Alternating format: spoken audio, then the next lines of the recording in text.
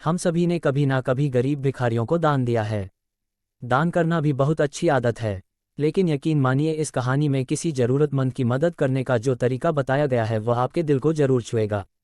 एक आदमी पैदल किसी रास्ते से जा रहा था।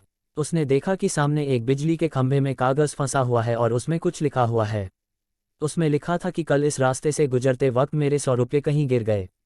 मैं बहुत बूढ़ी हो चुकी हूँ और मुझे आंखों से साफ नहीं दिखाई देता। कृपया इस रास्ते पर कहीं भी अगर किसी को मेरे गिरे हुए 100 रुपये मिलते हैं तो कृपया करके उसे इस पते तक पहुंचा दे। नीचे दिए गए पते को पढ़ने के बाद उस व्यक्ति का मन वहां जाने को करने लगा। उस व्यक्ति ने पते को याद किया और वहां की तरफ को निकल पड़ा। वहां जाने के बाद जब उसने आवाज लगाई तो उसने देखा कि गली के आखिरी हिस्से में एक झोपड़ी है और वहां से एक बूढ़ी औरत लाठी के सहारे बाहर निकल रही है। वह आदमी जानता था कि बूढ़ी औरत वहां अकेली रहती है। बूढ़ी औरत के आने पर आदमी ने उसे बताया कि माँ जी, मुझे आपके गिरे हुए 100 रुपये का नोट मिला था। ये रहे आपके 100 रुपये। बूढ़ी औरत उस व्यक्ति की बात सुनकर रोने लगी और बोली, बेटा, कल से अब तक लगभग 20-25 लोग मुझे 100 रुपये दे चुके हैं। बेटा, मुझे ठीक से दिखाई नहीं देता, मुझे पढ़ना लिखना भी नहीं आता। पता नहीं किसने मेरी हालत देखकर मेरी मदद करने के लिए ऐसा किया है।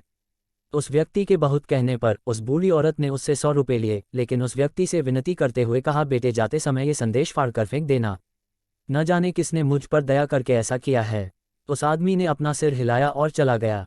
थोड़ी दूर जाने के बाद आदमी सोचने लगा कि आखिर उन 20-25 लोगों को जो बूढ़ी औरत के पास आए थे, उनसे भी उस बूढ़ी औरत ने संदेश फाड़ने के लिए कहा होगा, लेकिन किसी ने भी अभी तक इसे फाड़ा नहीं। तो फिर मैं इसे कैसे फाड़ सकता हूँ? उस व्यक्ति के मन में उस व्यक्ति के लिए बहुत ही आदर आ रहा था जिसने इस तरह से बूढ़ी औरत की सेवा करने का रास्ता खोज लिया। उस व्यक्ति के लिए उसका मन कृतज्ञता से भर गया। फिर क्या था, उस व्यक्ति ने भी खंभे में लगे उस संदेश को वैसे ही रहने दिया।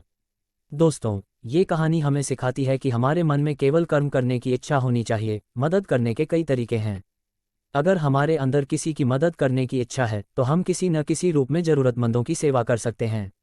अगर आपको ये कहानी पसंद आई हो तो इसे लाइक करें और चैनल को सब्सक्राइब करें। मिलते हैं किसी और वीडियो में एक नई कहानी के साथ।